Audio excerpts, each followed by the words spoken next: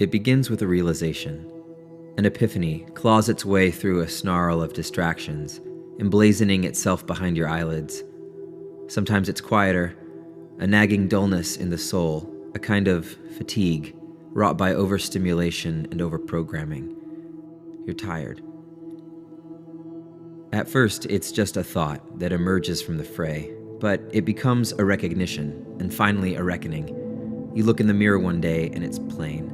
Just 3 words. I'm not ready.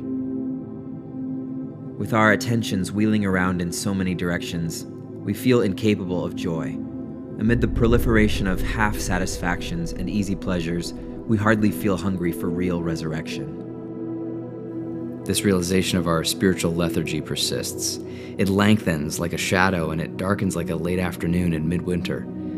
We are not ready for Easter. How we got here is not so important as the way out.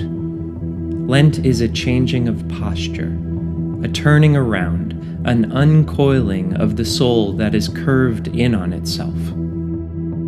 It's taking a hard look at where our freedoms have actually enslaved us. We anesthetize our emotions as soon as we feel them. We carve our own worlds of pleasures and preferences and end up on our own, trapped in ourselves, exiled from God and from our communities. And somewhere, we've lost our imaginations and discarded our best hopes.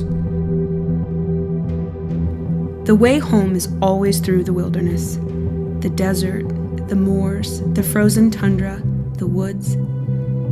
These are not where we find God, but rather, their desolation and silence give us space to ponder, to listen, to be still.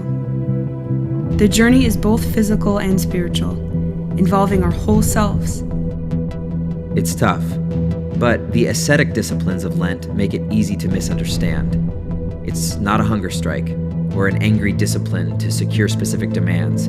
It's not a power play or a dissident throwdown to manipulate God, not a reciprocal exchange, thinking our effort would counterclaim God's blessing.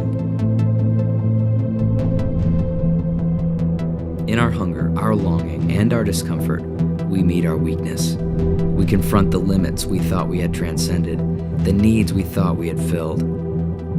Lent is taking a break from the degrading cycle of serving incessant appetites, either our own or someone else's. It's a 40-day pilgrimage into a severe landscape of longing, hope, and expectation, where winter is slowly giving way to spring. It's 40 days of clinging to the promise of something better.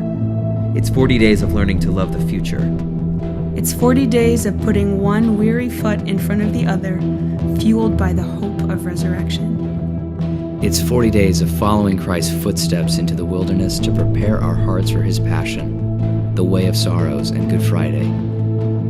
It's 40 days of giving something up, opening our hands and letting go, so that our palms are open to receive.